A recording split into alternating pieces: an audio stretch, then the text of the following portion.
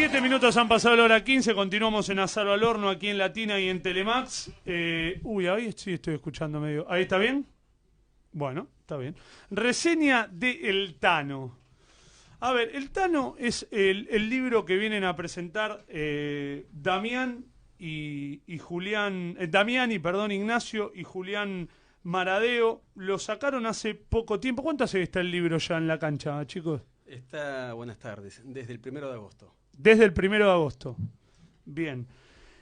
Y cuando vos haces un libro de Angelici, o cuando ustedes en este caso hacen un libro de Angelici, lo hacen pensando en que llegue al mundo del fútbol, lo hacen pensando en que llegue al mundo de la política, lo hacen pensando en que llegue al mundo del que se interesa por todo, lo hacen un poco por todo, o es un libro para que lo compre un hincha de Boca que nada más le interesa ir a la cancha, o si sos de Boca y lo único que te importa es que tu equipo gane el libro, hay algunas cosas que no te van a interesar.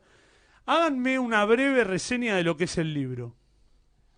Sí, el libro, justamente lo que vos acabas de señalar, es con precisión las tres caras que mínimamente toca. Es la parte de la política, en lo que ha sido su carrera desde que comienza a militar con el retorno de la democracia, su ascenso en el mundo del juego, también su crecimiento en Boca y aparte el hecho de formar parte de la mesa chica del actual presidente de la Nación. Entonces se puede decir que se abre un abanico de lectores potenciales interesados, cada uno puntualmente en un tema. El libro está estructurado justamente en esas tres partes, la política y su comienzo en el mundo del juego desde el 84, con apenas 20 años. Bueno, primero empecemos por empresario. Vamos a empezar por el costado empresario de Angelici, porque hay mucha gente de verdad que no sabe bien. ¿Qué Angelici es un tipo poder? ¿De dónde saca la guita? ¿Por qué es un millonario Angelici? ¿Qué tiene que ver Angelici con Macri? Porque vos ves Angelici con Macri, no tiene nada que ver el uno con el otro. Uno de Tandil y totalmente ricachón de acá, y el otro es de Parque Patricio, un tipo comunacho, un tipo popular, un tipo que se come las heces, un tipo hasta te diría que particular por las cadenas de oro, la camisa abierta, no tiene nada que ver el uno con el otro. Pero empecemos por la parte empresarial. Ignacio, Julián, quien quiera, ¿eh? Arranco describiendo, Sí. Flavio, cuando vos definís la parte empresarial, es casi muy difícil de separarla de lo que es la parte política, porque Angelici a los 20 años, como decía Julián, se metió en el mundo de la política, a militar en la coordinadora radical y en simultáneo a desarrollar el eje del rubro del juego, es decir, política y negocios en lo que respecta a Angelici fueron un hilo conductor permanentemente, no se movió ni de un eje ni del otro. ¿Dónde empezó a hacer la guita Angelici? Él comienza como accionista minoritario en un bingo en el Partido de la Costa. Muy minoritario. Sí, con el 0,5%. Con el 0,5. Exactamente. O sea, es un tipo de laburo, un tipo que nació de abajo. Hijo de inmigrante. Aparte, claro, es hijo de un inmigrante, una inmigración desfasada de italianos a Argentina, llega a fines de la década del 40, pero la particularidad es que en ese momento no había ley del juego en la provincia de Buenos Aires, sino que ellos funcionaban con un recurso de amparo. La ley del juego recién llega en la década del 90 con Duhalde, ahí cambia absolutamente lo que es el negocio, la rentabilidad. ¿Y cuánto tuvo que ver él en que sea finalmente ley y se deje? No, es que era muy joven. Era muy joven. Claro, apenas... No tuvo que ver en esa rosca. No. Sin duda era uno ya de los empresarios centrales, pero no era el empresario que marcaba el juego. Eso eran los españoles de Codere o Volt.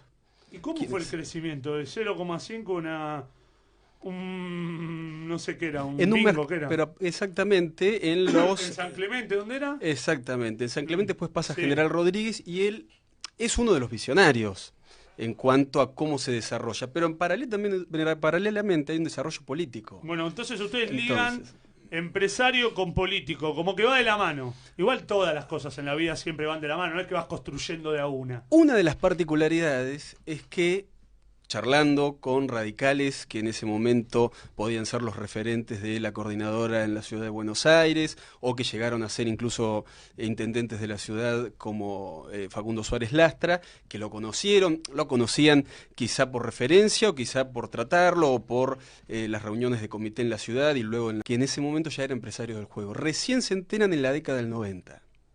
¿Pero él qué les mentía? ¿Qué les decía? ¿A qué te dedicas? No, Angelici, si hay una de las características que lo destaca es que va por lo bajo, es un perfil bajo. Sí, era invisible, sí, ya no es más invisible. Eso es Boca. Sí, Boca y Carrió. Claro, hoy, pero sí. digo, Boca lo pone en el centro de la escena desde el 2011. Él mismo en una entrevista... Pero él era hasta invisible con el tema de su poder, con los contactos con los jueces y todo. Casi que ni se hablaba. Cuando Carrió hace poco patea el tablero, hasta deja de ser invisible en ese sentido. Porque la gente no ligaba a Angelici con Macri en lo político nacional. Lo guiaba en Boca. No sabía que Angelici era tan poderoso en lo que es la interna del PRO. Incluso en el dictamen que da a conocer el fiscal Delgado hace 10 días, por el cual amplía la citación indagatoria, ahí aparecen los distintos elementos que son los que acabas de señalar. Porque ¿qué marca Delgado? ¿Por qué pide que lo citen a declarar por interferir en la justicia, en el caso con Ollarvide? Porque nota que hay comunicaciones entre el secretario de Ollarvide y un empleado de World Games, que es la empresa que en este caso administra, por ejemplo, el bingo de Pergamino, que es su gran bingo. Sí, vuelvo porque si no yo hago que ustedes pierdan el hilo, les pido disculpas, pero es un tema interesante. A mí Angelici es uno de los tipos de la actualidad que más me gustaría conocer a fondo, por la cantidad de nichos y de lugares de poder que ocupa. Hoy por hoy es uno de los tipos más poderosos de la Argentina, no solamente por conducir al club más importante de Sudamérica o uno de los más importantes de Sudamérica, para que no se enojen los de River, sino porque además es un tipo que tiene mucha ligación con los jueces, con los tipos que toman determinaciones, que van de la mano con lo que nos va pasando todo el tiempo a nosotros, los ciudadanos. Pero vuelvo al origen. 20 años, pibe que arranca como empresario, 0,5 de un bingo de San Clemente, y volvamos a lo político. Él es un tipo ligado al Coti Nosiglia, a la UCR. Ahí hay un elemento de disenso. De su entorno lo que nos cuentan es que ya en el 83 el militante del Quinto Sur, de la coordinadora, Sí. quienes militaban con él y hoy no forman parte de su entorno dicen sí, respondía directamente al Coti Nosiglia, pero en el Quinto Sur se movía solo, sin referente. En cambio, en su entorno señalan que respondía a Tonino Manato, que lo llevó al Consejo Deliberante de la Ciudad de Buenos Aires en el 84. Entendamos que en la época del 80 en la UCR era el partido que gobernaba la Argentina, ¿no? Y que el Coti Nosiglia tenía distinto poder que ahora, porque es un tipo que viste que el poder del Coti Nosiglia uno no lo termina de poder entender bien hoy en día, pero es un tipo que ha tenido mucho poder en los 80, poder directo del armado político. Actualmente también. Actualmente, claro. sí, pero va cambiando, ¿viste? Es un tipo que va cambiando. Hoy no sabemos bien. Bueno, pero lo agarró Lustó, digo, vos fijate lo importante del Coti Nosiglia, que estuvo con Lustó y casi le hace ganar las elecciones en Capital, ¿eh? Perdón, y muchos cuadros políticos de aquella época hoy tienen nuevamente recuperaron muchos lugares de poder con el regreso de Macri al poder ejecutivo. Es decir, la estructura radical de aquel momento, sobre todo la del 2001, nuevamente, que uno creía que se iba a quedar fuera del sistema político, nuevamente resurgió con la presencia de Macri, y en este sentido Angelici acercó muchos cuadros políticos para ubicarlos en lugares de poder estratégico. Cortito y volvemos. Hoy volvemos para hacerlo cronológico. Hoy Angelici es de la UCR el tipo más importante si él quisiese proponérselo, es decir, yo voy de candidato de la UCR, por ejemplo. No, porque su armado político no es de esa manera. No es de esa forma. No creemos que vaya, incluso lo dijo hace un tiempito en una entrevista en La Nación, que vaya a ocupar cargos electivos. Sí, cargos en gabinete, posiblemente. Eso es una hipótesis lanzada al viento. Bueno, y él arranca en los 80. ¿Por qué él arranca la carrera de abogado en los 80 y la termina en los 90? Porque tiene un impasse en el medio. 2000, sí. Y lo que pasa es que tiene todo el desarrollo de su militancia y también empresarial. A ver, bueno, ¿y cómo es? Síganme relatando la carrera política de Angelici de pendejo. La carrera política de Angelici tiene un momento clave que es en el 2003, cuando junto a Cristian Caram y un grupo de radicales fiscalizan en la segunda vuelta de la elección porteña en la contienda entre Aníbal Ibarra y Macri. Claro. Ahí se da la asociación, la sociedad política entre Macri y Angelici que le permite en el 2004... ¿Quién va a buscar a quién? Hay un encuentro en Los Naranjos, hay varias versiones. Sí. Entre ellas... Hablo de Macri y Angelici, ¿quién va a buscar a quién? Nosotros lo ponemos en el libro, lo marcamos como que Macri, se lo acercan a Macri y Angelici. Acá hay una caja que viene del bingo, que es de Angelici, y una necesidad política de Macri. Bien. Por eso Angelici no solo le acerca lo que es la caja de dinero, sino además cuadros políticos en esta estructura débil que se empezaba a conformar, que era el PRO, el partido que acababa de armar Macri. Ahora entendemos un poco por qué para Macri es importante Angelici, porque cuando el tipo logra o decide ir por la política nacional, uno de los que lo apoyó fue Angelici. Cuando seguramente, hasta en esa época, hasta el padre no lo quería Macri.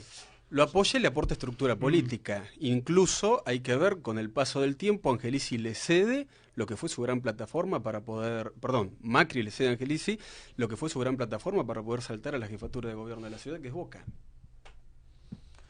Qué lindo, ¿no? Flavio, Qué lindo. y una cosa Yo para- me quedé con sí. algo del origen. Digo, ¿tenía que ser bancado políticamente, digo, para tener parte del juego o como empresario se la bancaba solito? Él era accionista, o sea, era integrante de un bingo. Recordemos que en la década del 80, al no haber ley, la conformación es distinta. Hay una versión en el Partido de la Costa que lo que dicen es que en ese momento había un accionista mayoritario que era el que administraba, y los accionistas minoritarios lo que hacían era repartirse el funcionamiento. Hay quienes lo señalan que él se había encargado de la parte gastronómica. Es difuso, pero es una de las versiones que en este momento están en el Partido de la Costa. Ahora, su posterior desarrollo, por supuesto, alcanza el clímax en la década del 90, como todo el mundo del juego, ya con la ley del juego, con 32 municipios aprobados por ley para que puedan tener un bingo cada uno, es a través de los tragamonedas. Es el gran salto, porque aparte el canon que se les cobra era bajísimo. Recién en el 2002, con Felipe Solá, crece el canon al 35%. ¿Y cuán debilitado se encuentra hoy dentro de su estructura económica, sabiendo de que cuando hablamos de estructura económica y de cuánto puede perder, por ahí para estos tipos perder 20 millones de dólares o 10 millones de dólares no es lo mismo que... Pues son tipos que... No, hablé de 10 millones de dólares, es mucha guita. Pero el hecho de que hoy por hoy no haya juego en capital, ¿cuánto lo perjudica a Angelici? Nada. ¿Nada? No, nada. Él no saltó nunca capital. Nunca. En los, Él no- en los papeles. En los papeles. Y además pensémoslo desde más allá de lo económico, desde ¿Él lo no que tiene es ningún el- bingo de capital? No. Con razón lo Lo más fuerte es Pergamino. Tiene también en Mendoza.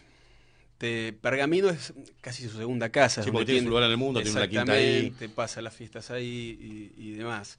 En Pergamino quizás se dio en 2009-2010 uno de los ejemplos que también muestra cómo un bingo puede dominar una ciudad. El bingo de Pergamino da alrededor de 400 puestos de trabajo.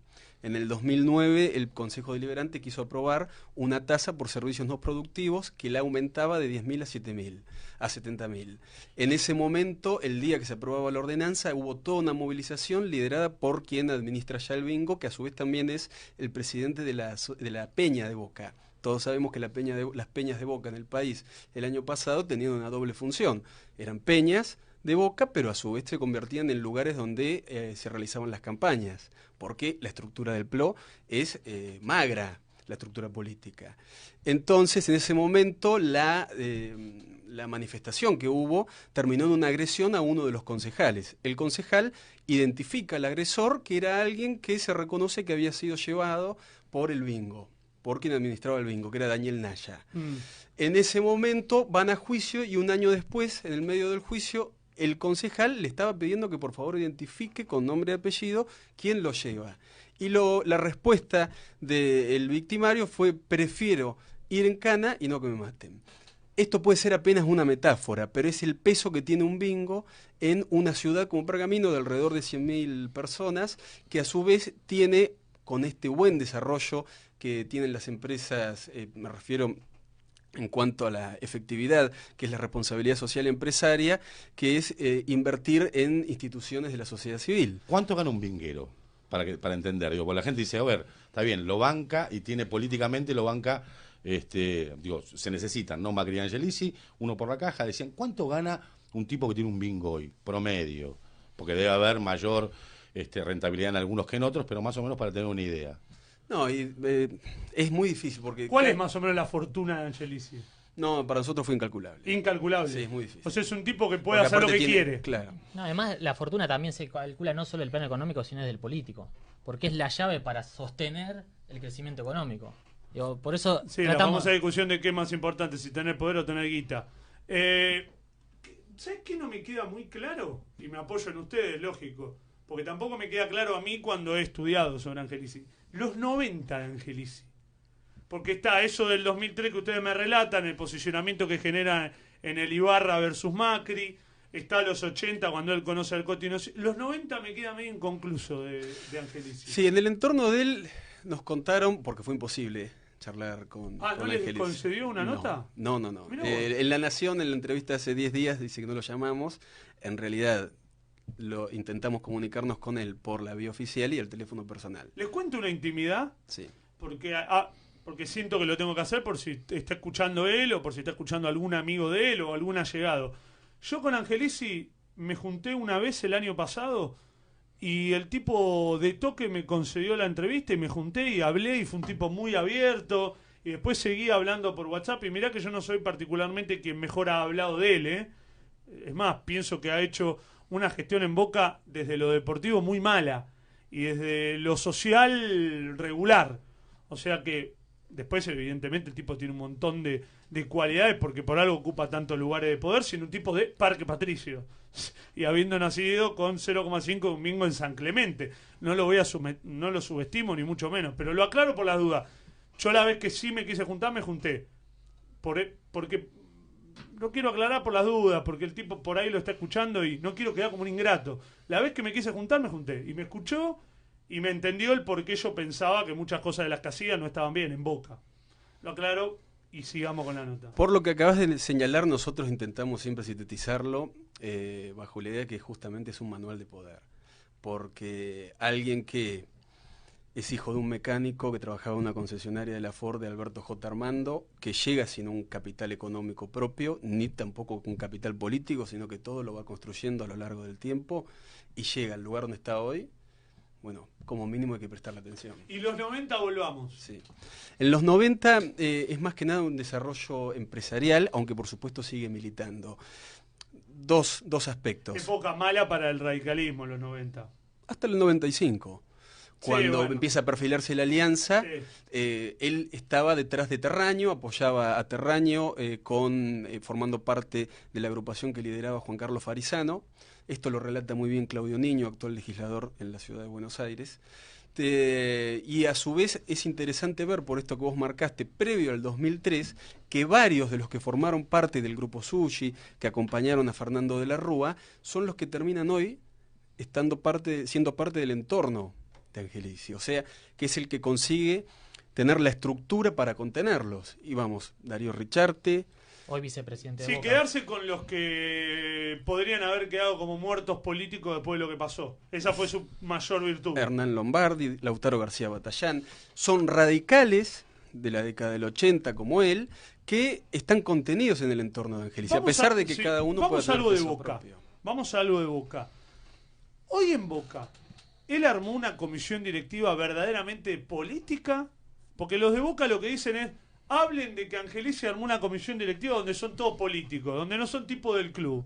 ¿Hay un poco de eso hoy en la comisión directiva de Boca? Bueno. ¿Te pregunto a Nacho o te pregunto Sí. a vos, Julián? Es lo mismo. Viene consecutivamente a un modelo que Macri ya había puesto en juego en Boca, lo que fue hay un entrevistado, una fuente que lo llamaba a Boca como el Boca Fashion, que fue el modelo de Boca empresarial que instaló Macri. Eso está en el libro. Eso está en el libro. Y nosotros también lo abordamos como Boca como una unidad básica, una unidad político-judicial, porque nosotros con ¿Político judicial? Así es. A la mierda. Y lo decimos de esta manera porque la reelección de Angelici, a partir de diciembre del año pasado, la nueva nómina de la Comisión Directiva de Boca, si uno la repasa, y este es un buen ejercicio para cualquier hincha de Boca, tenemos como vicepresidente a Darío Richarte, un ex CIDE, un cuadro político radical, ex vicerrector de la UBA. Tenemos a... ¿Es hincha de Boca?